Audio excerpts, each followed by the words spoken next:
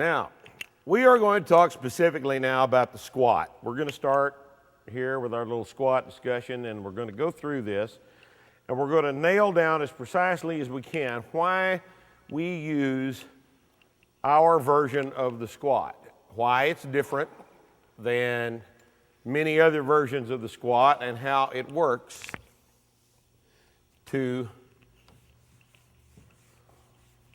accomplish our exercise objective of using more muscle over a greater range of motion, thus allowing us to lift more weight and thus being able to get stronger. Okay, those 4 basic points are what we're interested in. More muscle over a greater range of motion, more weight, stronger. Okay? When we squat, we are going to focus primarily, as we talked about previously, on the hip drive. Okay? The hip drive is the thing that distinguishes the front squat from the low bar back squat. In fact, it's the thing that primarily distinguishes the high bar back squat from the low bar back squat. Hip drive engages the posterior chain.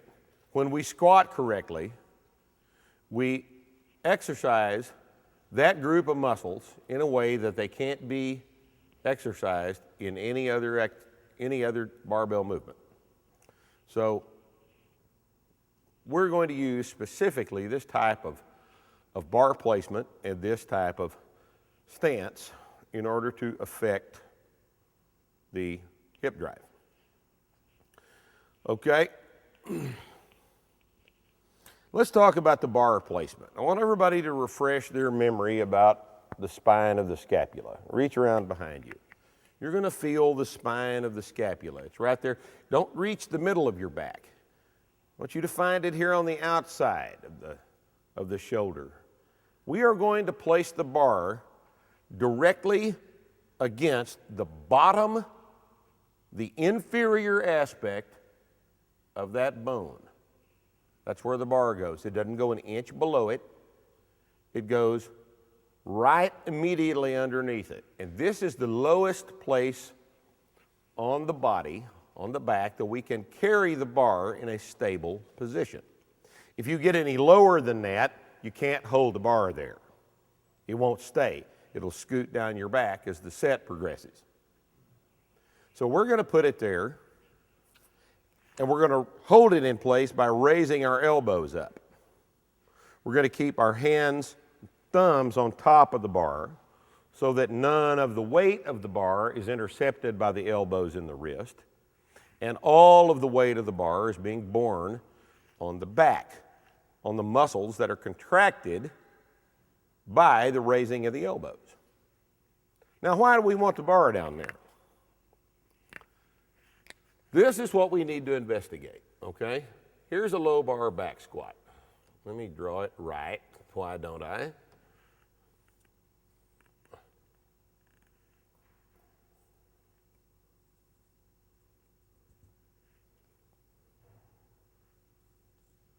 There's the scapula.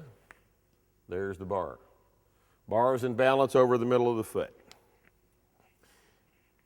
Anytime we have a bar on our back, over our head, on our shoulders, anywhere on us, hanging from our arms, the bar is in balance when it's over the middle of the foot. The heavier the load, the more true this is. The heavier the load, the less able you are to be able to manage any moment arm whatsoever between the bar and the middle of the foot, the balance point in the middle of the foot.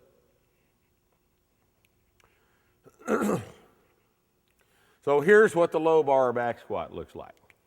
In contrast, here is a front squat.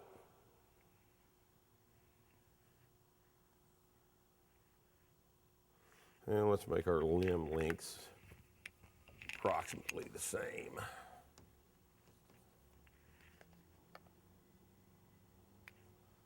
In fact, let's make him a little bit more vertical than that.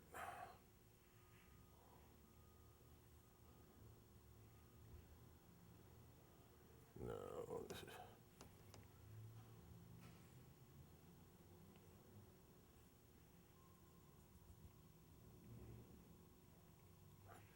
he would need to be about like this.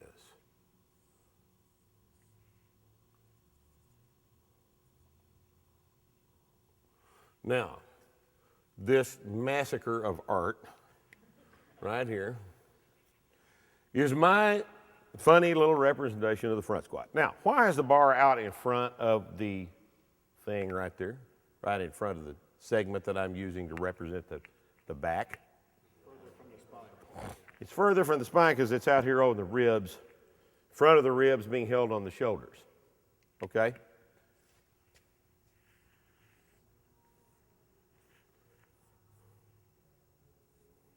Let's look at something that's really important in this discussion. We're going to look at 3 diagnostic angles that we are going to use all weekend, all right? The hip angle is the angle formed by the generalized plane of the torso and the femur. Why the generalized plane of the torso? Because there's not a flat thing in your back, right? You've got a kyphosis and a lordosis, so we have to average those out if we're going to be able to construct a meaningful angle. So the generalized plane of the torso and the femur form the hip angle. The knee angle is formed by the femur and the tibia. And the back angle is formed by the generalized plane of the torso and the horizontal datum line of the ground. Okay? In the low bar back squat, you will notice that the back angle is much more horizontal, whereas in the front squat, it is almost vertical, isn't it? Now, as a result of where the bar is being carried and the requirement that the bar be in balance right over the middle of the foot, these angles are much different, right? Now, could it be any other way? Could we front squat like that with any kind of weight at all? Could we front squat with a horizontal back angle? Why not? You'd fall over. Why? Because the moment arm between the bar and wherever in the hell the thing ends up in front of the foot is too long for you to manage, right? So in order to control that moment arm and make it 0, you've got to have a vertical back, right? Can you think of any other way to do a front squat in balance than with an almost vertical back? I can't either, okay? On the other hand, when we place the bar down low on our back, lower than some of you probably carried it before, then in order to have the bar over the middle of the foot, we have to assume a relatively horizontal back angle, certainly relatively more horizontal than you find in the front squat, right? Is there any other way to do it? Could you stand up more vertically with the bar low on your back? Where would the bar be? It'd be back over behind the middle of the foot. You'd be off balance backwards, right? So that back angle is derived from the bar position on the torso.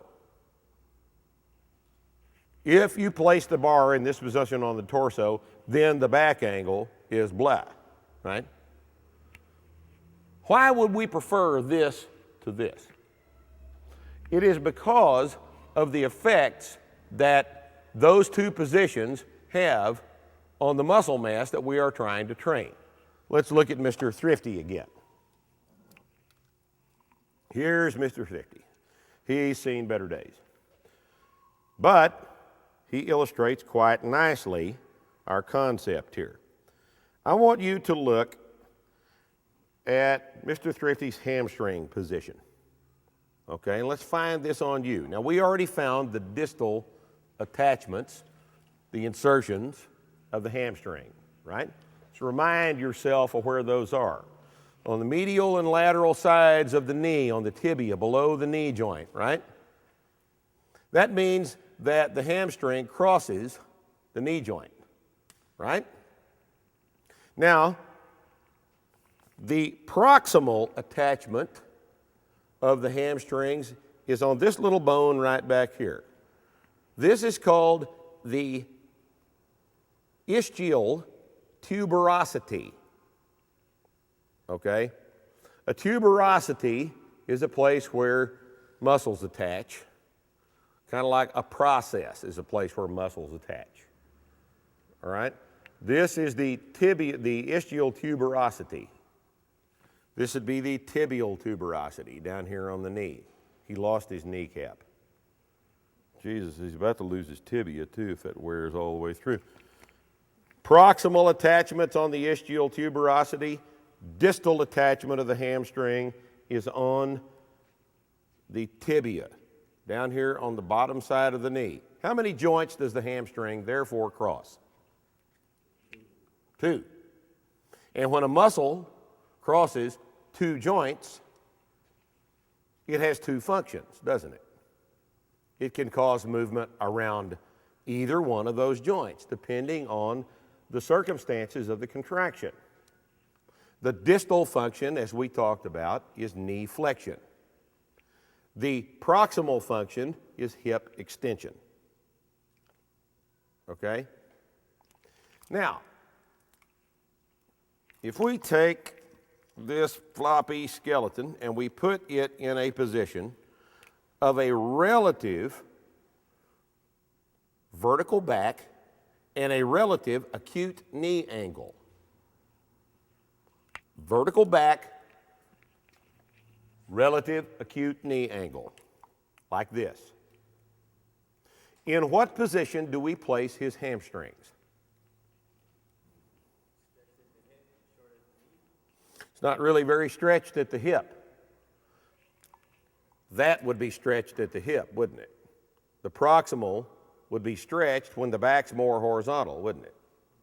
So if we stand him up vertical, he's relative to this position, he's shortened both proximally and distally.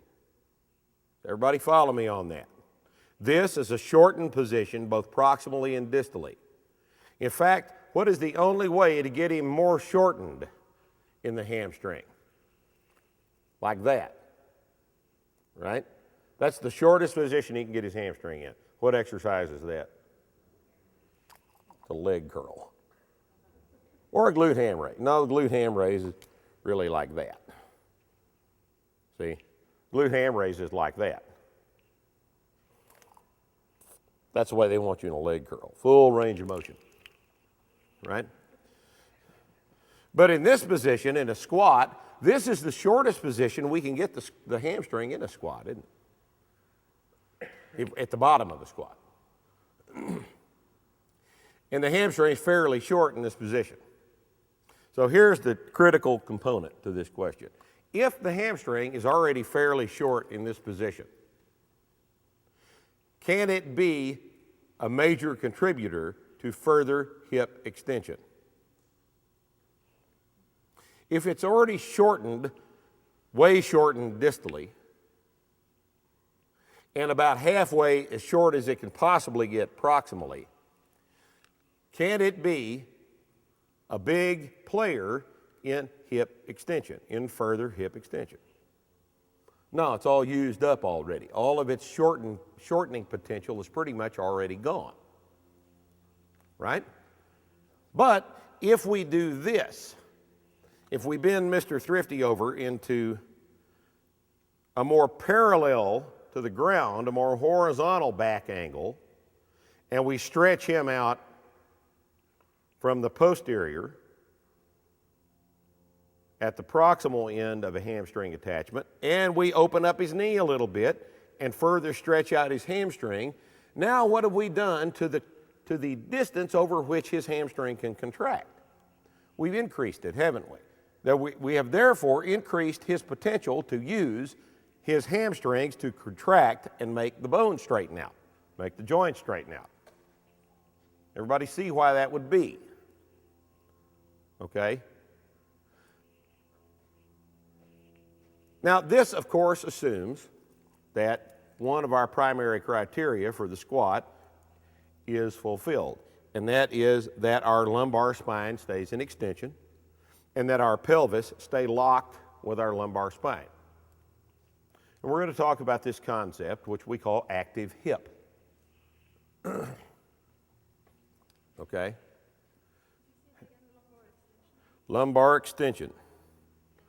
Lumbar extension.